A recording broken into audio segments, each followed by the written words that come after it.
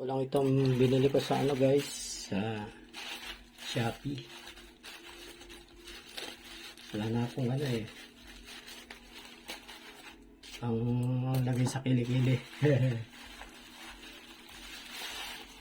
51 pesos lang. Ay, 70. 70 pala.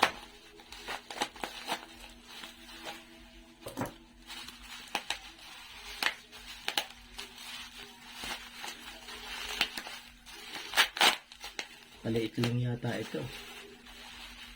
Good. LBLS underarm brightening cream. Yeah, roll on pala to. Mamaya ko na gagamitin pagkapaligo. 70 pesos. LBLS brightening expert underarm. Light na nabili namin sa TikTok, no?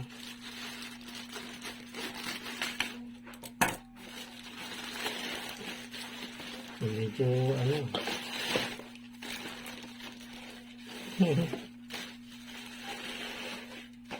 siguro sa biyahe lang, no? Medyo na ano, napitpit na tong ano, etong box niya. Wala nakalagay. Ito 60 watts energy saving D8410, no? Palikpik. So 4.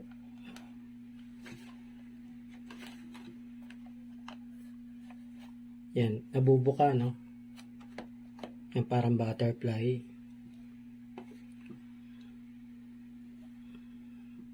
Mukhang okay naman. Walang yupi o basag, wala naman siya, no? Okay, itong isa.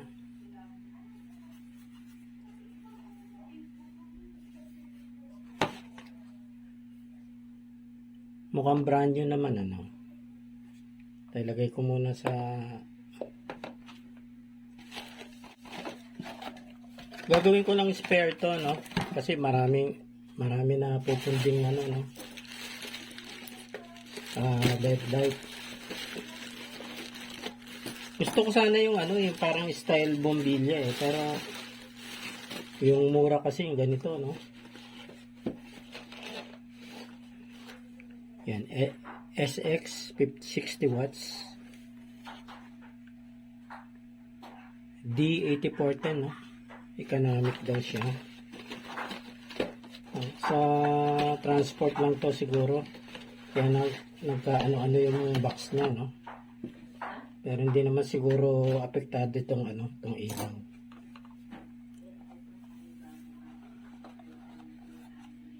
Yan, okay. Tingnan natin kung may basag. Physical inspection, ano? Mukhang okay naman siya. Makinis, walang basag, no? So, itetest ko na lang kung okay siya. Yung kanyang ilaw, no? Medyo may kalakihan siya, no? Medyo malaki siya at saka malapad. Yan, 60. Testing na tayo, ah. Ha?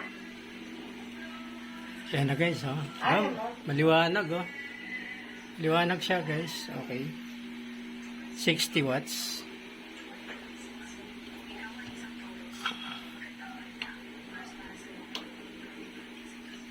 Okay. Good. Yung isa, tetest ko rin yung isa. Ito naman ang isa.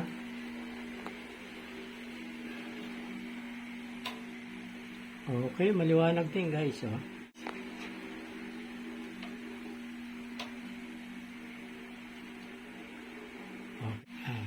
Liwanag, oh. Okay, tested, okay.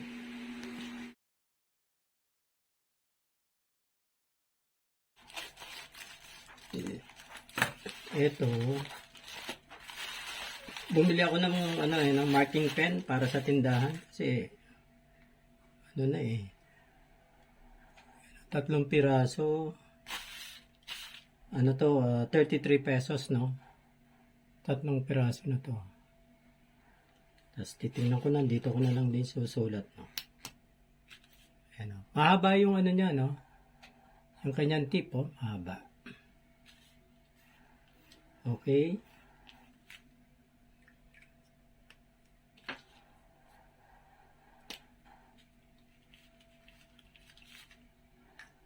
Good.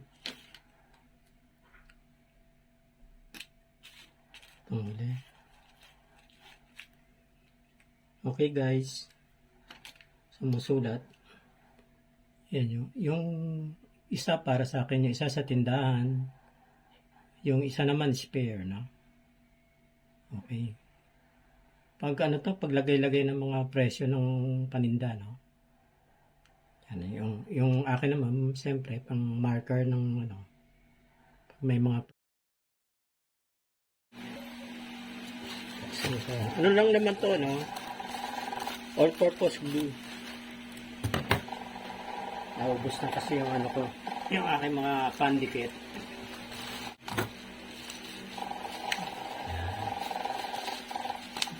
Yun, okay.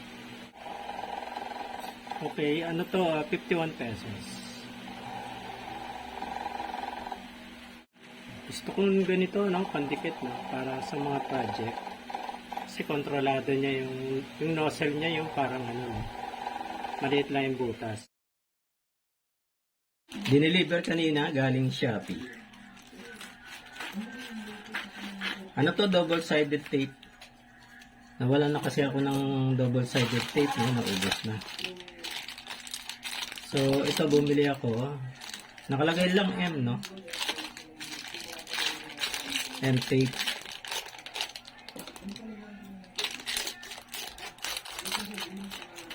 Ayan. Mukhang maganda to, no? Kesa dun sa nabibiling kulay puti. Binasa ko yung review, parang mas matibay siya, Yun.